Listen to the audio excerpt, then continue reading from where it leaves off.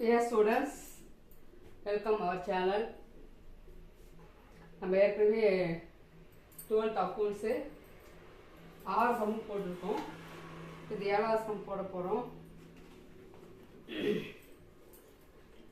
7வது சம்மில் நம்ம ஏற்கனவே பார்த்துருக்கோம். ஃபஸ்ட்டே பெருதல் செலுத்துதல், பெருதல்லாம் பட்டு சைடு, செலுத்துதல்லாம் வரவு சைடு அப்படின்னு சொல்லிட்டு போட்டிருக்கோம். இவங்க என்ன பண்ணியிருக்காங்க, இதில் வந்து பெருதல் செலுத்துதல் கணக்கு அவங்க கொடுத்துருவாங்க. நம்ம வருவாய் செலவு கணக்கு கண்டுபிடிக்கணும். அது எப்படி போடணும்னு சொல்லியிருக்கேன். வருவாய் செலவு கணக்குனாவே அழகாக வந்து பெயரளவு கணக்கு விதி பொருந்தும். செலவுகளையும் நட்டங்களையும் பற்று செய்க, வருமானத்தை ஆதாயத்தை வரவு செய்க அப்படின்னு சொல்லிட்டு செலவெல்லாம் இந்த சைடும் வருமானம்லாம் இந்த சைடு பதிவு செய்யணும். எந்த ஒரு குறிப்பிட்ட ஆண்டு வருவாய் செலவு கணக்கை கணக்கிடுவோம். அந்த குறிப்பிட்ட ஆண்டுக்குரிய செலவும் வருவாய் மட்டும்தான் இதில் இடம்பெறும் சொல்லியிருக்கேன். அதே போல் தொடக்க இருப்பு, தொடக்க வங்கி இருப்பு, சரக்கு இருப்பு, ரொக்க இருப்பு, வங்கி இருப்பு அது வந்து வராது, கொடுத்துருப்பாங்க அவங்க. நம்ம என்ன போகிறது வந்து பெருதல் செலுத்து கணக்கு, அது தொடக்க இருப்பு இறுதி இருப்பு கொடுத்துருப்பாங்க. ஆனால் நம்ம இது எடுத்துக்கூடாது. நம்ம ஏற்கனவே கணக்கு போட்டிருக்கோம். இப்போ வந்து 7வது கணக்கு போட போகிறோம் பாரு.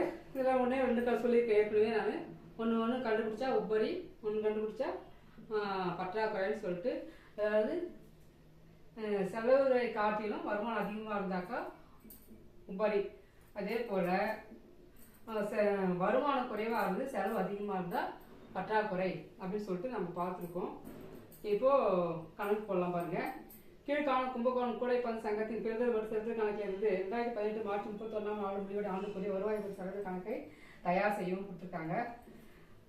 பயிற்சி நான் 7 பக்கம் 73 போட்ட கும்பகோணம் கூடைப்பந்து சங்கத்தின் ஏடுகளில் தலைப்பு எழுதியாச்சு. 2018 மார்ச் 31ஆம் நாள் முடிவடையும் ஆண்டுக்குரிய வருவாய் மற்றும் செலவின கணக்கு ஏலம்பத்திரம் சொல்லிட்டு ஷார்ட்டாக எழுதியிருக்கேன்.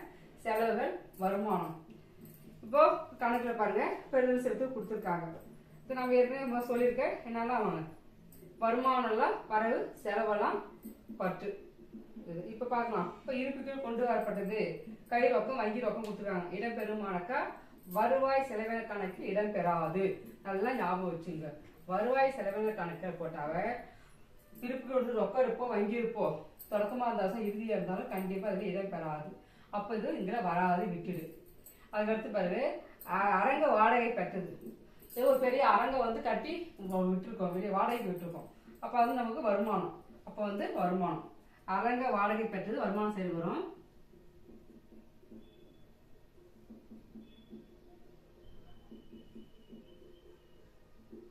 வாடகை பெற்றது பார்த்தீங்கன்னா 6000. அதுக்கடுத்து பார்த்தீங்கன்னா சந்தா பெற்றது. சந்தா வந்து இப்போ 2018 மார்ச் அந்த ஆண்டுக்குரிய சந்தா பெற்றிருக்காங்க. அப்போ வருமானம் சந்தா பெற்றது. இந்த சந்தாவை பற்றி பின்னாடி டீட்டெயில்ஸாக கணக்கே போட போகிறோம். நம்ம 9000. அடுத்து வரது அதான். அதுக்கடுத்து பாருங்க, ஆயில் உறுப்பினை கட்டணும், பாதுகாப்பு பெற்றது, வாடகை பெற்றது. ஆயில் உறுப்பினை கட்டுறது வராது. நம்ம ஏற்கனவே பார்த்துருவோம். அது முதலிய செலவுகளும் வருவாயின வரவுகளும் இடம்பெறாது அப்படின்னு சொல்லிட்டு நம்ம ஃபர்ஸ்டே பார்த்துருவோம். அப்போ அந்த ஆயில் உறுப்பினை கட்டுறதுலாம் இதெல்லாம் வந்து இடம்பெறாது. இப்போ பாதுகாப்பு பெட்டக வாடகை, லாக்கர், பாதுகாப்பு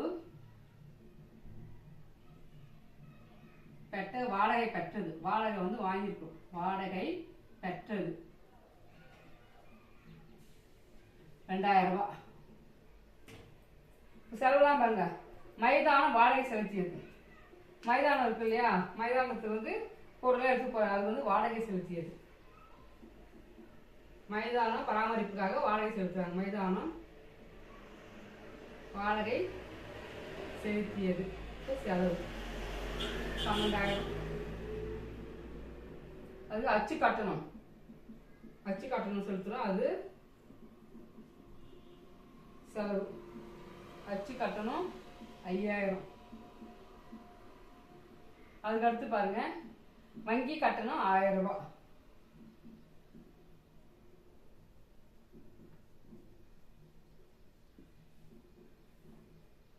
வங்கி கட்டணம் 1000 ரூபாய். அதுக்கடுத்து கட்டண மீதான காப்பீடு கட்டிடம் மீதான காப்பீடு. கட்டிடம் இருக்கு, அதுக்கு வந்து காப்பீடு செலுத்துறோம். கட்டிடம் மீதான காப்பீடு, காப்பீடு வந்து செலுத்துறோம் 2000 ரூபாய்.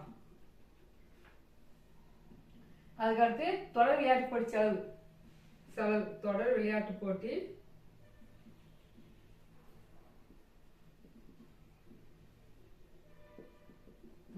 போட்டி செலவு எவ்வளவு பார்த்தீங்கன்னாக்கா 16000 ரூபாய்.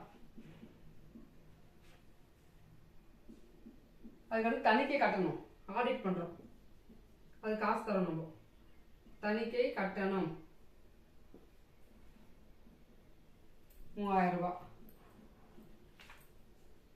விளையாட்டு பொருட்களை வாங்கியது, விளையாட்டு பொருள்லாம் வாங்குறோம், அது வந்து செலவு.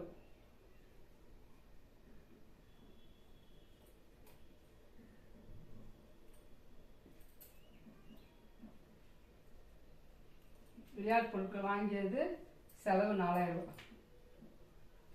நம்ம அதில் பார்த்தோம், இது வந்து பொருள் விற்று நட்டம்லாம் எங்கே வரும், லாபம் வரும் இங்கே வரும்னு சொல்லி பார்த்துருக்கோம்.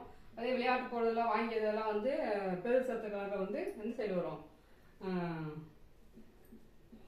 செலுத்துகள் சைடு வரும். இப்போ இவ்வளோதான்.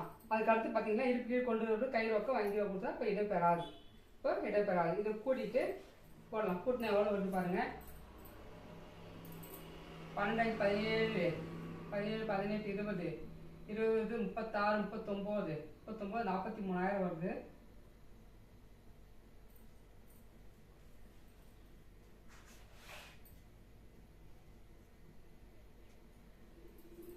அதே போல கூட்டினா 43,000 இங்கே எடுத்து எழுதுறீங்க. இதுல இருந்து இதை கழிக்கிறீங்க. அப்போ 9, 11, 17,000. இப்போ 43,000த்துல 17,000 கழிச்சிங்கன்னா 0, 0, 0, 13, 13ல் 7 போனால் 6, 3, 2. என்ன ஆன்சர்? 26,000 கரெக்டாக வந்துச்சுப்பா. 26,000 ரூபா. இது நீ கண்டுபிடிச்ச தொகை. இது வந்து பற்றாக்குறை.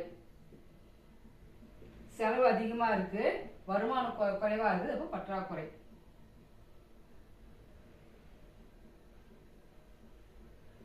₹26,000. இவ்வளோதான். இதே வருமானம் அதிகமாக இருந்து செலவு குறைவாக இங்கே வந்து உபரி அப்படின்னு கண்டுபிடிச்சி போட்டிருக்கோம். பற்றாக்குறை 26,000 ரூபா. இவ்வளோ ரொம்ப ரொம்ப ஈஸி இந்த கணக்கு. ஸ்டூடெண்ட் நீங்கள் எல்லாம் அண்டர்ஸ்டாண்ட் பண்ணிக்கணும், அவ்வளோதான். அடுத்து பார்த்து எது இடம்பெறும், ஃபஸ்ட்டு எதெல்லாம் இடம்பெறாதுன்றது நல்லா ஞாபகம் வச்சுட்டீங்கன்னா இந்த கணக்கில் இதெல்லாம் இடம்பெறாது அப்படின்னு நல்லா ஞாபகம் வச்சுட்டா தெளிவாக நீ கணக்கு போட்டுடலாம். கரெக்டாக தெளிவு பண்ணிக்கிட்டு நீங்கள் தெளிவு பண்ணிங்கன்னா தான் அங்கே போய் எக்ஸாம் ஹாலில் உட்காந்து கன்ஃபியூஷன் ஆகாது உங்களுக்கு. பாய்.